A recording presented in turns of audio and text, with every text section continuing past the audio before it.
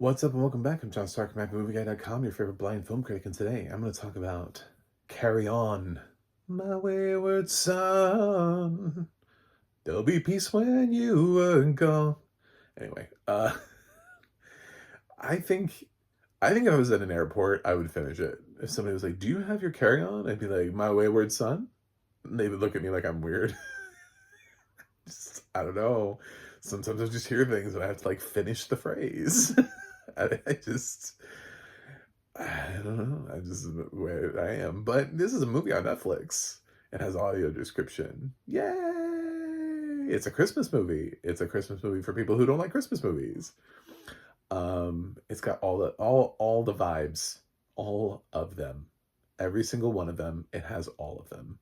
So if you wanted some vibes, it has all of them in there for you.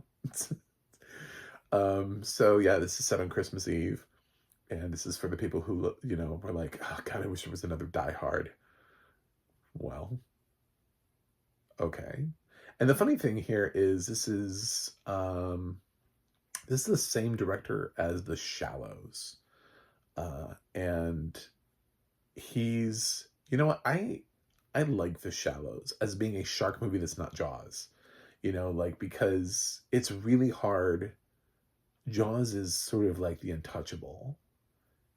And Die Hard is sort of like the epitome of Christmas action movies. It's like really hard to touch certain films, and that, like, will we ever get something that surpasses it? Probably not, because there's now you have such a strong nostalgia vibe that's attached to it, and films that are trying way too hard to be like it. Um, for a long time, people were doing like Die Hard on a boat, Die Hard on a blank, like they were trying to just recreate the same formula using the success of that. So, and Jaws, I mean, God, we've had so many shark movies. This year alone, I reviewed multiple shark movies. They weren't good. So occasionally when one rises up like The Shallows, where I was actually like interested in it, and I was like, wow, this is just Blake Lively on a rock, but yet somehow they made this interesting. Like, I did not hate The Shallows. I'm not going to say give it awards. I'm not going to say it's like a classic. But for people who like shark movies that aren't absolute horrendous garbage, like a lot of them are, it definitely is one of the more serious ones. There are some more fun ones too, like Deep Blue Sea is just a good time at the theater, just fun. Just don't think too heavy about it. It's like with Jaws met Jurassic Park. But no, The Shallows is actually well done. So Carry On here also feels like you've seen it before, but it's very competently well made. It's not trying to punch above its level, but it's what it's trying to do is be, and very few films ever actually try to be second place. Do you know what I'm saying? It's like some films, you feel like they're either trying too hard or something has just gone horribly awry and nothing works at all. But Carry On always feels like that it's perfectly okay taking the expected tropes of where you think this film may go and just working them in a somewhat interesting new way, like a slightly different twist. Nothing that's like revolutionary where you're gonna be like, oh my God, guys, did you see Carry On? Oh, changed my life. It changed. I'm gonna become a filmmaker now. It doesn't do that. It won't do that for anybody. But for people who are looking for something fresh to add to their list, or maybe even something to occasionally throw in on a rewatch, I think Carry On has absolutely every possibility of doing that. Stars Taron Egerton, Jason Bateman, Sofia Carson, Danielle Detweiler, um, Theo Rossi. I was gonna say Shades. um, and that's sort of the core cast. Logan Marshall Green. I'm trying to think. Is there anybody else that I'm forgetting before I? That's deep enough. Oh, uh, uh, Breaking Bad. Anyway, Mike from Breaking Bad is on here. Um, I do know his name. Dean Norris. Dean Norris is in here. Um, and it's it's it's just your, like, it's one of those, you get a call and somebody on the other end of London is like, if you move, we have eyes trained on you. You, we have your girlfriend. She's gonna die. It's one of those. What's happening? I don't know. You happen to have a very specific job, a very specific ability. If you want to keep everybody alive, we need you to do this thing right now. What is this thing that you need me to do? Well, this thing is that Taron Egerton, he works for TSA at an airport, and he wasn't supposed to be where he was that day. He's been trying to get promoted, and he works his way into this seat for, at least for the time being. It's supposed to be this Jason guy, but he steps in, and meanwhile, Jason Bateman plays Traveler. His name is not revealed. It's just Traveler. And the audio description, by the way, absolutely supports that. And one of the great things about the audio description is that for a lot of the people, you don't know what their name is, and it gives you sort of their indication of what they're like. I'm pretty certain Theo Rossi's name was never given, but he has a name as well for when he's shown on camera. And it goes through, and Jason Bateman is the bad guy here, and Bateman is really good at playing smart and intelligent, and there's a likability factor to him, which makes him usually not the right choice for bad guy, but he plays it really well. He's like, I'm just a guy who's hired to do a thing.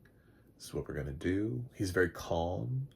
He's not one of those people who just like screams at you on the other end of the phone. So, but he is 20 steps ahead of Taron Egerton. And Taron, what I really loved about this movie is that he's not given a particular set of skills that he's developed over a long period of time. It's not one of those films where it turns out that they're like, oh man, we swapped out. We had Jason, and Jason was this lousy, dumb, stupid guy with just ate donuts all the time. And just, what was his reason for living? This should be easy. And then in comes Taron with his like black ops background. Like, I'm a black belt in everything. No, Taron's basically also just like a regular guy. He's just physically fit. I mean, there's a note about how he had applied once to be a police officer, and his girlfriend, played by Sofia Carson, is like bugging him to do it again, and he's like, I don't know. I mean, I don't know. It kind of feels like a loser going into this. So Sofia Carson, good for her to get into this cast. She's moving out of her Descendants phase. Now she just needs to get in theatrical stuff. Like, Netflix is giving her more and more serious work to do, but she has to actually be taken seriously outside. She needs like real movies now. She needs to get out of Netflix originals.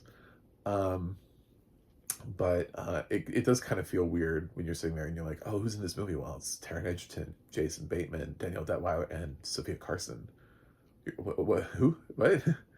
It doesn't quite feel like she's there yet because she hasn't been given the kind of theatrical presence that she needs to break in, much like a lot of her other Disney co-stars have had. People who have come out of Disney.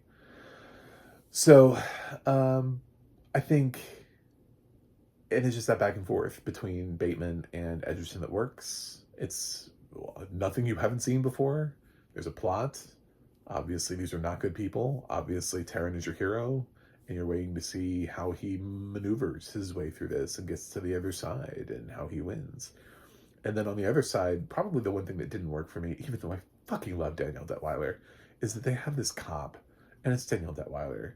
And occasionally we break over here to this other side while she's trying to like solve the crime, like the grand scale of the crime. And she's giving us a lot of backstory on and she's investigating things officially, so that way there's some sort of, so it looks like these guys haven't flown completely under the radar. I guess there is some cop that's on it. So she's on the case. But every time we break to her, even as much as I love Danielle Detweiler, and I really hope she gets an Oscar nomination this year for The Piano Lesson, I just didn't need her in the film at all. That's really the only thing, is like, I thought the film worked in its tight, within the airport, but she's not in the airport. It's just to get to the airport. And her journey just didn't work for me. Um, I always felt like it was a distraction. Like somebody felt like it needed to be there. And I was like, I don't know that it really needs to be there.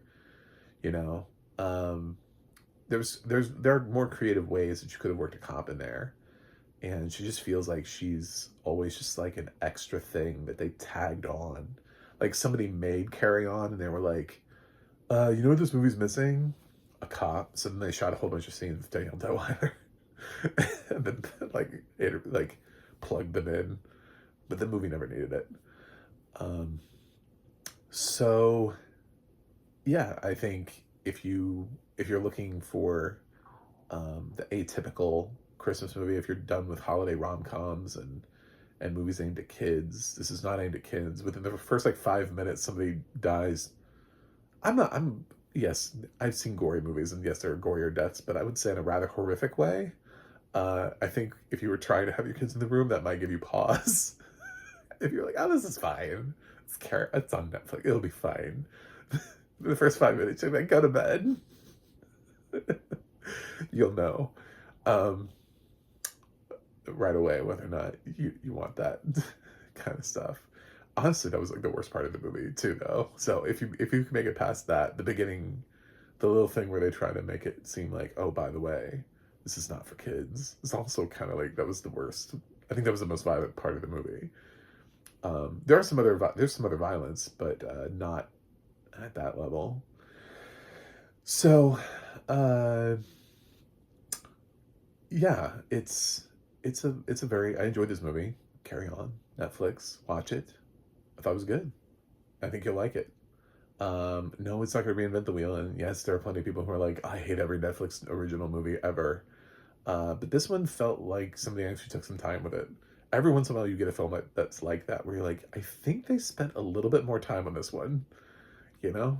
And I think that's true here. I think they spent just a little bit more time. It has a talented director behind it. It has a talented cast. People who don't normally star in Netflix movies. Like Taron Egerton doesn't normally dip into Netflix territory.